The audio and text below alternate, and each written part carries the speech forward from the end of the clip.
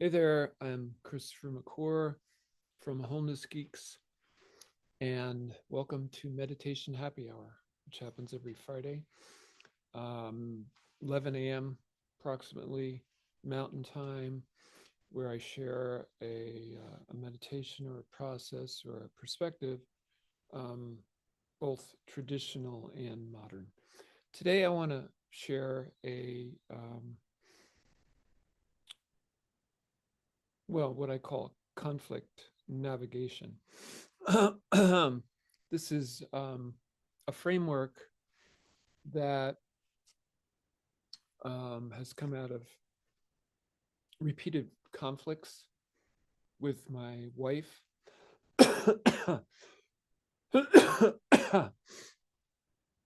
And I think that these, kind of conflicts, they they're common to couplehood, to marriage, um, and so maybe these tips can give you, if you're in a relationship and partnership, can give you some insight in how to navigate that. um, so I'm going to share my screen because I have a chart that kind of shows the framework. And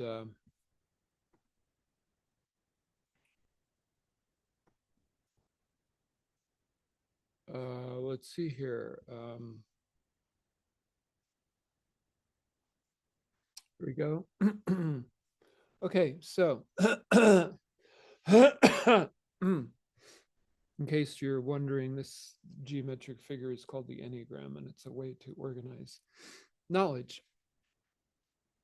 Um, so jumping right in here. So where, if you find that you're, like you're talking, and then all of a sudden it starts to escalate, and people get triggered, the first step is to separate. It's just to recognize um, that it's going. What I've found is that when two people, I'll just speak for myself. When I try to have a discussion with my wife, when either of us is triggered, it never goes well. It's just doesn't. So just separate. Just like, okay, let's take some time apart. Now, what you can do in that time apart, number two, is to one of the things you can do is meditate. I mean, maybe maybe for you it would be going out for a run or taking a walk or a hike, or playing with your dog, or whatever it is.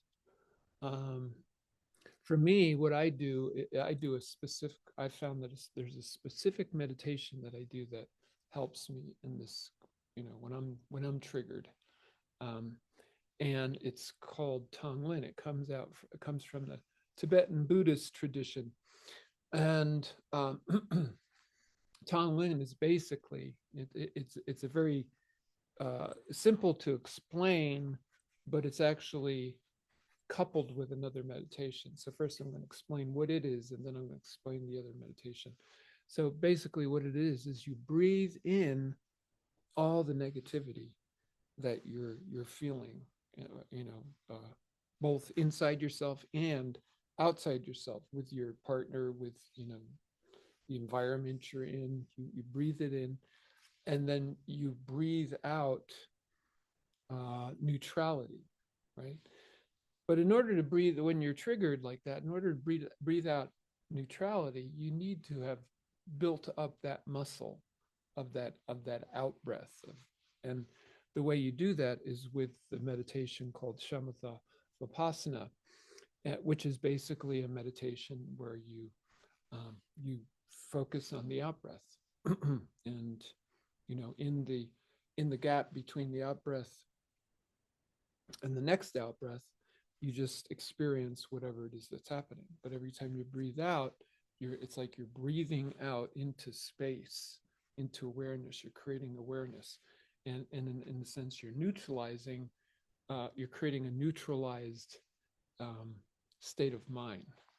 So in order to do Tonglin properly, you need to actually do shamatha vipassana regularly in order to have that muscle built up, so that when you are triggered and there is negativity, you're able to actually transmute that negativity into positivity. So that's number two. So after and there's a state where I it's like I'm doing Tonglin, and there's a state where it's like I've owned my own experience. It's like I'm not projecting it out anymore, and thinking, oh, it was she, if she did that, and defending myself or anything like that. It's like I finally owned what it is I'm experiencing. Then I'm ready. I know that I'm ready to go back to a conversation. And very, very often there'll still be, trigger, there'll still be some charge left. So what needs to be done now is what I call the tolerance protocol. And here are a few items from the tolerance protocol. Number one is to use a timer, and each person has 5 minutes of uninterrupted speaking. So you put the timer on, you let them speak, and then the other person, number four here, is what they're going to do when the person is done speaking is to mirror what they said and to validate what they said. So that can sound like, I hear what you're saying is this, and that you need this, and I can understand how you would, that the validation is how I can understand how you would feel or think that way. And that validation is a point that's easily forgotten. But it's very important, because what we're doing with the mirroring and the validating is making sure that the person is heard and understood, because a lot of arguing happens because people quip back with their own side of their experience, and when they quip back, it creates the impression, even if they have heard what the other person has said, it creates the impression that they haven't, and that they're just kind of like uh, you know pushing their own perspective. So it's the mirror invalidating is very important. The other thing that the person speaking can do is to in when they're spending this 5 minutes talking about what it is that's going on with them, very often what it is they need gets revealed, not only to the other person but to themselves. Like, very often we get into conflicts uh, because not only because we don't know what the other person needs, but because we don't even know what we need. So once you realize what you need, then you can make a request. It's like, so in the future, I'm wondering if you could do such and such, and what that would provide for me is this, because I have this need. Um, and of course, that gets mirrored back. Now, a request, it's very important to remember to recognize that a request is not a demand. It's not, I need you to do this. It's like, this is what I would like you to do, and I'm asking you, if, could you do that? And a request um, doesn't obligate the other person to agree to that. It's it's like you honestly have to, it's like, well, yeah, okay, I could do that. Sometimes it's just a lot easier than you think it is. Or it could be like, I'm going to have to think about that. And even if you think you can't do it, it's good to say, I'll have to think about that, because sometimes what comes up initially is just our resistance. But then when we actually sit with it, we realize, well, I see that this is like something that this person really needs. And I could probably do that. If it means that much to them, I could probably do that. Um, and by the way, with mirror invalidating, It doesn't, when you mirror and validate, it doesn't mean you're agreeing with the person. It just means that you're hearing them and you can understand how they would feel or think that way. Okay, so in this, when this, the first person's gone and then you change roles and you do that, and it might have to go back and forth a few times, you know, and by the way, things can get heated up in the discussion, but if you stick to the mirroring and validating and requesting and using the timer, usually there's going to, some deeper kind of truth is going to get revealed. And in that process, what happens is that you're able to see that, oh, you need this and I need this. That's, I call that bilateral needs, that there's finally a recognition of what each person needs, for themselves and what the other person needs. And based on that, you can create a win-win, right? Number 7, you can like, all right, well, if you need this and I need this, then maybe we could do this. Maybe that will work. And so in a sense, you can reach a resolution here. Um, and it's possible to just kind of go right to the last few steps here. But I want to share uh, these two needs that came up in the last conflict with my wife Sarah, and I think these needs are probably they're collective as well, but I'm just going to assume that they're just particular to our relationship. So as we you know had a blowout and separated, and it was actually a few days later we came back and talked about it.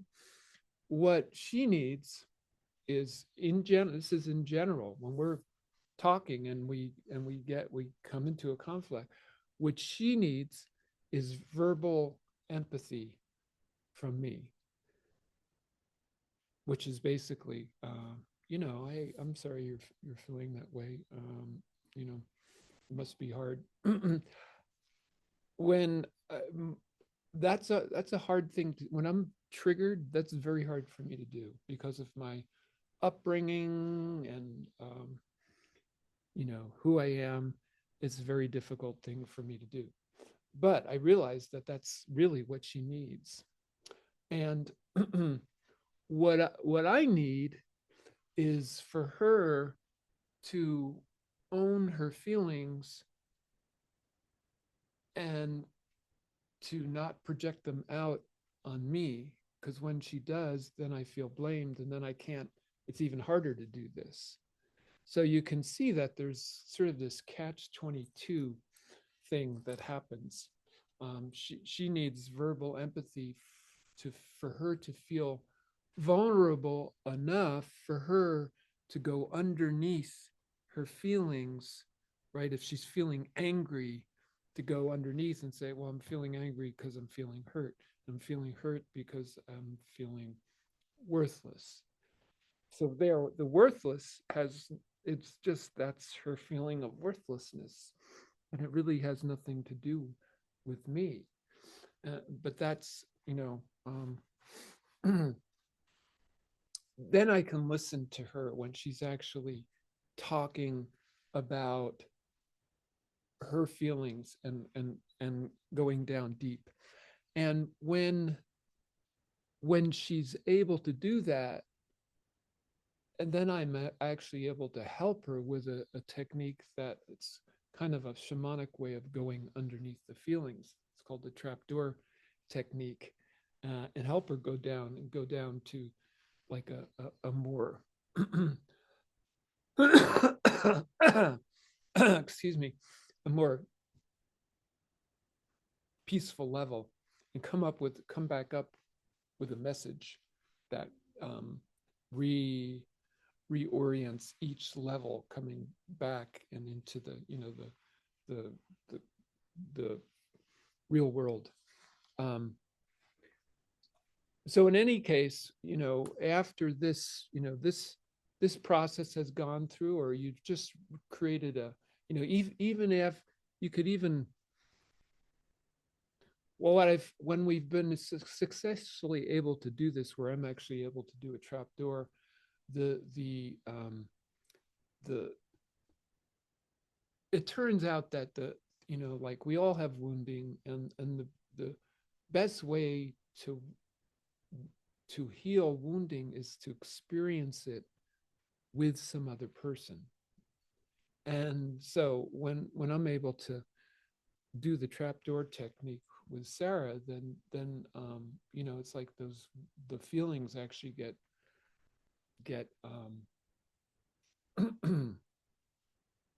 they get integrated in the process. But if you're not able to actually go through this process, and you simply you've got the resolution, the first thing to do, there's going to be residual feelings, these feelings that haven't gotten worked out through this process. There's going to be, but the first thing is just to get up and give and hug each other, and that starts to create it sort of punctuates. It's like, okay, we've created a resolution.